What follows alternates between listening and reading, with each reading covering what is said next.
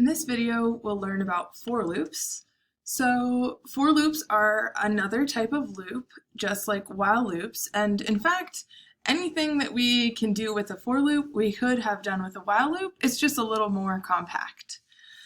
So let's say that we need to write a program that allows the user to input data about employees, and it's going to tell us their pay. So let's go ahead and take a look at our employee pay.c file. I just used GG to go to the top of the file. So here I have a comment telling me that this program needs to get pay info for 3 employees. And I've actually just defined a constant number employees to be 3. So we're learning about our for loop. So the big idea with the for loop is we need to know how many times we're going to go through the loop. So that we're going to encode in our loop repetition condition. So we can only use for loops when we know our stopping point beforehand. And so how these work, we have an initialization expression. So this, again, we have a loop variable like we did in our while loops. In this case, that loop variable is our count employees, which in this example, we're initializing to 1. So we are starting count employees at 1. That's what our initialization expression is telling us. Then we have our loop repetition condition. And so this just tells us how many times we're going to do the loop, or what condition will end the loop. And then finally, we have our update expression. And so here, our update expression is just that we're going to increment count employees by 1. So the first time we go through this loop, count employees is going to be 1. Then what happens is we execute the body. Oh, excuse me. Actually, we initialize count employees to 1, then we actually check the loop repetition condition. So because count employees will be 1, it'll be less than number employees, which we set to 3. So then we're going to execute the body, and then we run the update expression. And so we just keep doing that until our loop repetition condition is no longer true. So to start off, we are just going to print out that count employee variable and show its runs. Always good to check that. Employee pay. And we've got some warnings because we have some variables that we aren't using yet. That's okay. So just like we hoped, count employees is taking the value 1, 2, and 3 as we go through this loop. So in our program, our goal here is to ask our employee for their hours. So we can do that by saying something like enter hours. And then we can use scanf to get the hours, which is going to be a int, and we need to set that to our hours variable up here. Do you see that? We have our hours variable, and then we want to get their pay rate. So I just copied 2 lines using Shift V and then using my J. I'm going to yank with Y, and then I'm going to paste with P. And now I can just get the rate. So I'm going to change in our word, CIW, and I'm going to say rate here.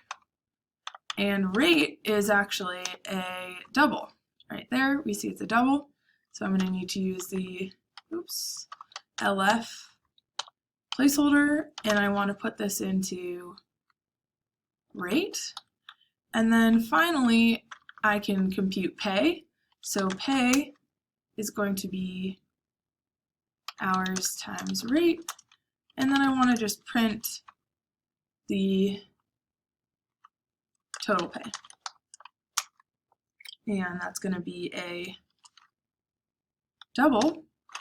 And let's just say I want to do only 2 decimal places. And I need a new line there. And I want to print pay. And let's just put a nice $sign there. I guess the rate could also have a $sign in it, huh? Okay, let's try to run this. No more warnings, that's nice. And, oh, we still got our count emp print, that's okay. So let's say our first employee worked for 20 hours at $15. Our second employee, let's say, worked for 20 hours, but they only got $12 an hour. And our third employee worked for 6 hours, but they get $100 an hour. So the point here is that we can use our for loop when we know how many times we're going to do something. I'll delete that. We don't need it. So just some tricks here. In my update expression, I'm using ++ count, but I could also do count emp ++, and that would be fine. I could also do count plus equals count emp, and that would work as well. Here, let's just oh, I said count instead of count emp. And now we can see it run. Oh, we're gonna have to 1 hour, $1 an hour, 2 hours at 2.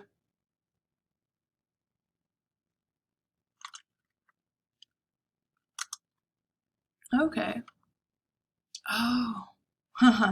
So my error here, I meant to say count emp plus equals 1, but I said count emp plus equals count emp. So it added whatever it was before. So instead of going 1, 2, 3, it went 1, 2, 4, because 2 plus 2 is 4. And then when it checked the loop repetition condition, it was no longer true. But if I did plus equals 1, then I could try again. 1, 1, 2, 2, and now 3, 3. Yeah, and now that works. So, good evidence that run your programs frequently in case you introduce a bug. So those are all different ways that I can just increment by 1. What if I wanted to start at 3 and go down to 1? Well, I can do that as well. I can initialize my variable here to anything I want, like 3. And then I can, instead of incrementing, I can actually decrement. So again, I could use lots of different ways to do this decrement, but let's say I do minus minus. So now I'm going to start at 3 and check my loop condition, and then decrement. So in this case, I would go forever actually, because this is always going to be true, right? If I'm decrementing, I'm always going to be less than 3. So we could actually see, just as an example, what does it look like? I guess. So I wanted this to stop after, oh, did I not? Oh, I didn't compile it, that's why. Okay. So I wanted this to end, right? But it's just going forever. So part of the reason I did this was just to remind you that as we're creating loops, you might create infinite loops for yourself. And if you need to stop a program from running, you can always press Control-C and it will stop. So maybe you're just watching it print I equals 1, 2, 3, 4, 5, 6, 7, 8, 9, 10 forever, you need to press Control C. Or here, it's just never going to stop. So you can always press Control C to stop your program. But let's say we did want to do this by going down, then we would need to change our repetition condition so that it's going to stop us after 3. So the first time we go through, it's going to be 3. Count emp is going to be 3. Second time, it's going to be 1. Third time, or excuse me, second time it's going to be 2. Third time it's going to be 1. So if I want to still use equals, I could say go only until it's greater than or equal to num emp, except then I would need to change this to 1. I guess that's what I was thinking. So you're going to have choices here, and just make sure that you have thought through what your repetition condition and how you update your variable is going to look like. And so yeah, we could try this. So now our num emp is 1, so we should go 3 times, but we can always check. Always a good idea. And I just want to confirm that this just goes 3 times, and it does. So we showed incrementing and decrementing. You could actually, you don't even need to increment or decrement. You could even go by 3s if that's useful to you. Because a lot of times, so in this case we didn't use our count emp variable, but in some cases we will want to use that count emp variable. So I'll just change that so that we don't have it. So like I said, it's common that we'll want to actually use that variable that we're updating. So just to show an example, and to show an example of a nested loop in a bit, let's make a new C file called nested. We'll just start fresh here. So we're going to need our include statement.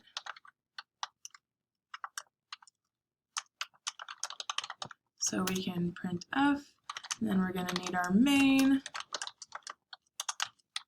And so what I want to show is first loop to print 1 through 5, say. So say I need to write a loop to print 1 through 5. I can use my for, and I can actually, another shortcut here, I can declare this variable in the for loop. I don't necessarily need to declare it before. So say I say int I, and let's say I want to start at 1, and I'm going to go until I is less than or equal to 5, and I'm going to increment I by 1 each time. And I said I wanted to print it, and I guess I'll just print, and I'll put a new line, and I need to compile.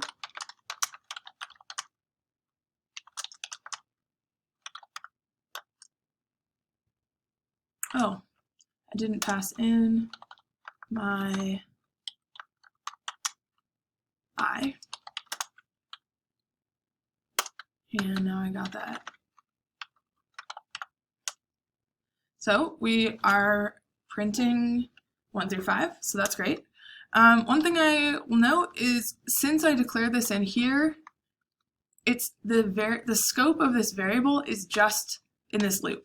So say I wanted to print it again after the loop, I equals, and I'm doing my best to do this right, but I was local to the loop, so I shouldn't actually be able to do this. I shouldn't be able to reference I outside of the loop. Let's take a look, compile it, and indeed, I get an error. I is undeclared when I'm outside of the loop. So I can't do something like this. But let's say every time I print 1 through 5, I also want to print